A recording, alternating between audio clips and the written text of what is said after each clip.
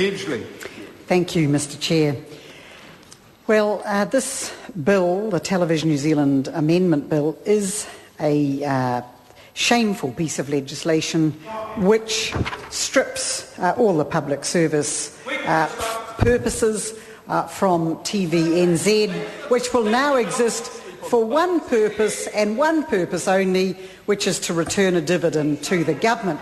And so we are left with the dubious honour of being the only country in the OECD, aside from Mexico, which doesn't have a national public service mainstream broadcaster. So they have them. Every other self-respecting democracy understands the importance of public service broadcasting to a healthy democracy, to an informed society.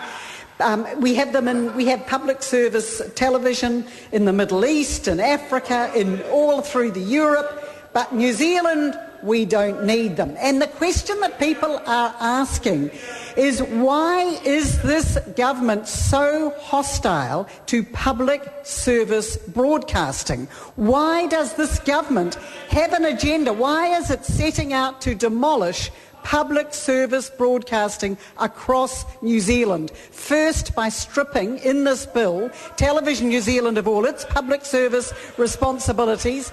Secondly, by refusing to fund the last two remaining channels, TV7 and 6, TVNZ 6 and 7, refusing to fund those two channels so that there will be no other public service channels left.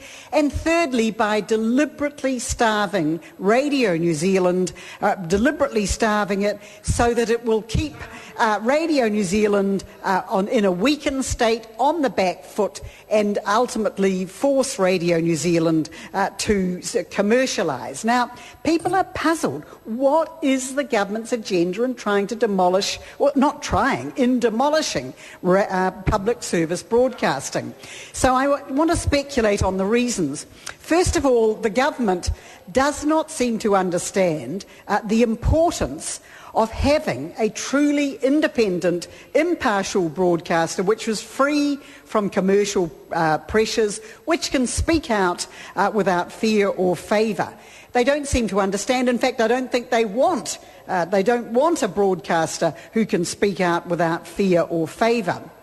They don't seem to understand that if you're beholden to sponsors, to advertisers, then you are beholden to them.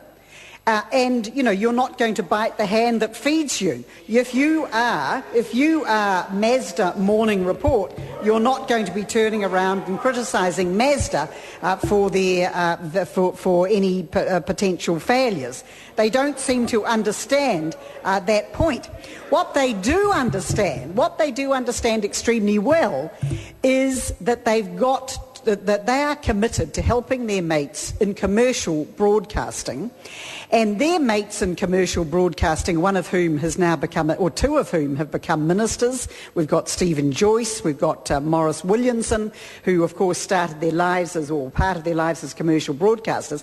Their commercial broadcasting mates see public broadcasters as a sort of threat, and they resent the idea that Radio New Zealand should, for example, get taxpayers' money.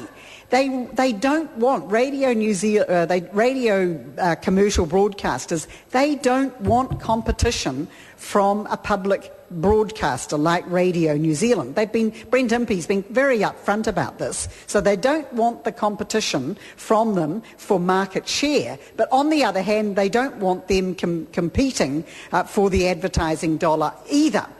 So what they want to do, as far as I can see, is try to, first of all, remove as much public service television as they can, or broadcasting as they can, which is almost everything. But secondly, if we have to, in the short term, if they have to put up with Radio New Zealand, starve it of funding, weaken it, keep it on the back foot. What they don't seem to accept is that public service broadcasting, because if it's not completely driven by television ratings, then it can actually look at different ideas, different perspectives. It can look at the public interest, not just ratings. And people will tell you in TVNZ, Mr Chair, that... is the member seeking another call? The member is seeking another call. Thank you, Mr Chair. People in Radio New Zealand, the staff will tell you that basically the sole criterion of whether a program will screen, particularly in prime time in television New Zealand, is purely whether the sales department think that it will produce ratings. That is the sole criterion of programs on television New Zealand. So here we have a government that is intent on destroying public service broadcasting and helping its mates in commercial broadcasting. And Claire Curran has spoken at some length about the fact that the government has rushed to rescue MediaWorks, the company that Stephen Joyce set up, the commercial competitor of TVNZ. They've rushed to its rescue and they're funding it, subsidising it, not funding it directly, but effectively funding it by subsidising it on a $43 million loan deferral scheme. So the agenda is quite blatant. Let us do everything that we can to help our mates in commercial broadcasting, and let us do that by destroying public service broadcasting. The one other thing I just want to raise, the rather puzzling aspect of TVNZ's strategy at the moment, since it's stripped of all its public service obligations, it now exists only to make money. And what it told the recent Commerce Committee financial review, it said the main growth area for Television New Zealand's business is now expected to be in pay television, and it's planning to pitch even more channels to Sky TV.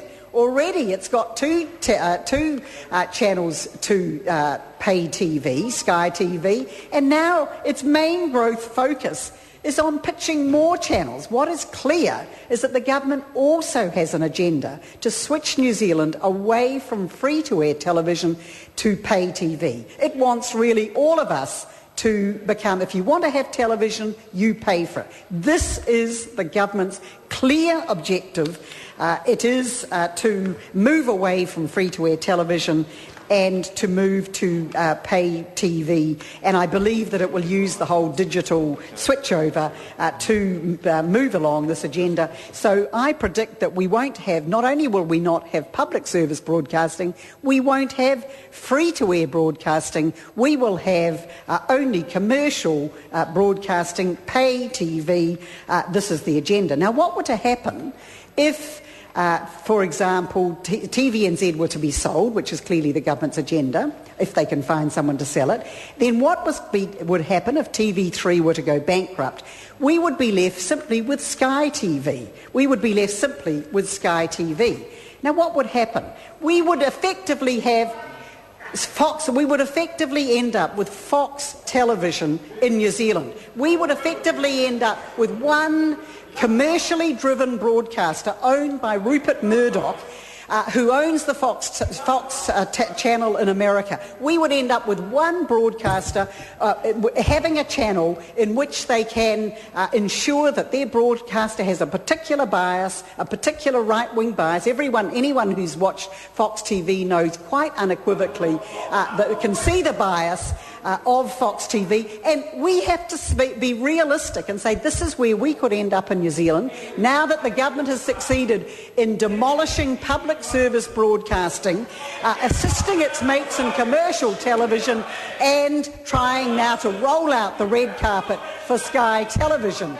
And I notice that Sky Television is now going to be able to compete. Mr Chair, could you please do something about that ridiculous backbencher, Mr Paul Quinn, who can't do anything in this House, it seems, except shout and seek to intervene. I would request your protection from his shouting, Mr Chair. Are you raising a point of order? I am raising a point of order. Sorry, thank you, Mr Chair. Well, I'm asking you to protect me from the constant shouting Order. and protection Points of order will be heard in of silence. that ridiculous member. Now, I'm on my feet. I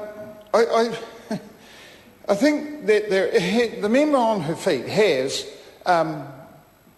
made some comments which might be more political than specifically about Part 1 of the bill. We've had a somewhat philosophical speech, which is more a first reading speech, shall we say. Haven't dealt with the detail of Part 1. So there has been something of a response. Now, I can't control what the member says, and the member then asks me to control what the interjections might be. So I'll make that point. Secondly, I'd make this point to those people who are interjecting. There is a decorum about rare and reasonable, and I think the members did overstep that mark. Sue Keechley. Point of order, Claire Curran. Chair. Mr Chair, speaking to the point of order... No, I've ruled on the point of order. I have now asked Sue Keechley to continue. Mr Chair, can I... Is this another point of order? Another point of order, Mr Chair. Point of order, Claire Curran.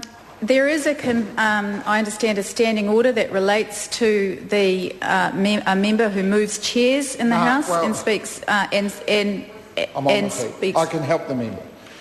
Yes, there is. There's quite a suite of Speaker's rulings. It's not actually a standing order, it is a Speaker's ruling. And the one of pertinence is that if a member moves specifically to give themselves an advantage, I think it could well be argued on this case that if Mr Quinn was in his usual seat, he would have a greater advantage over the order. And it is also the custom of the House that members kind of coalesce into two groups on either side. So I don't think we could say that the movement of a member is to enable a more effective interjection program. Sue Keechley. Mr Speaker, I do believe that because the function of this bill, the purpose of this bill is to strip Television New Zealand of its public service functions, that I was speaking to that point. And I was saying that having stripped Television New Zealand of its charter, of its public service functions, readying, with no doubt a view to readying it for sale, we could end up with effectively a foreign-controlled broadcaster running all of the television channels in New Zealand. The question is that Part 1 stand. Is the member seeking a call? Brendan Burns. Thank you, Mr.